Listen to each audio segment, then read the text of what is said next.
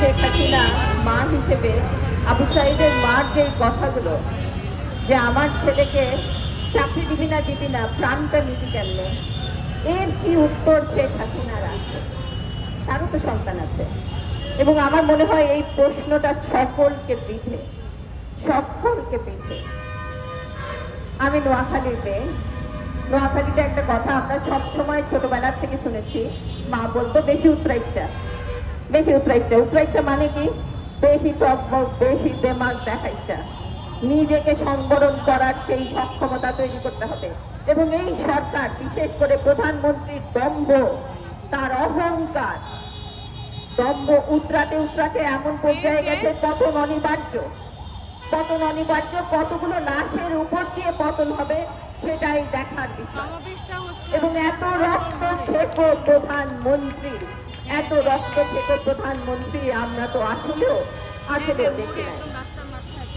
আমার বয়স 68, আইয়ুব সরকার দেখেছি, ইয়াইয়া সরকার দেখেছি, তারপরে যত জুলুম জরিমানা সবকিছু দেখেছি। কিন্তু যেই সরকার হেলিকপ্টার দিয়ে তার দেশের নিরস্ত্র জনসাধারণের উপর গুলি চালায়, সেই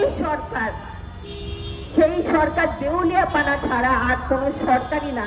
এই সরকারকে এখন নেমে হয় তাদের নিজের নামতে হবে, যদি ওইটুকু বোধগম্যতা থাকে নিজেদের নামতে হবে, আর না হলে তাদেরকে টেনে নামাতে হবে। এটাই ইতিহাস বলে। এই সরকার তো বারে ইতিহাসের কথা বলে। সেটা মনে করিয়ে দিতে চাই যে এই পৃথিবীতে কোনো জালিম সরকার টিকে থাকতে পারে নাই। আজ হোক কাল হোক তাকে নামতেই হয়েছে। এবং এই সরকারেরও তাই। যতই স্তুতি বাক্য করা হোক, এবং আমরা দেখেছি সংসদে কি ধরনের স্তুতি বাক্য করা হয়েছে, পয়গম্বরদের দরবেশ, কত কিছু ডাকা হয়েছে আমরা দেখেছি। কিন্তু নামতেই হবে। তার টেনে নামানো হবে নাকি নিজের থেকে নামবে, এটাই আমরা দেখে নেব। সকলের সাথে সংহতি। আর আমি একটা কথা বলতে চাই, আমি জানি না পুলিশ ভাই, সেনাবাহিনীর ভাই বোনেরা আছেন কিনা।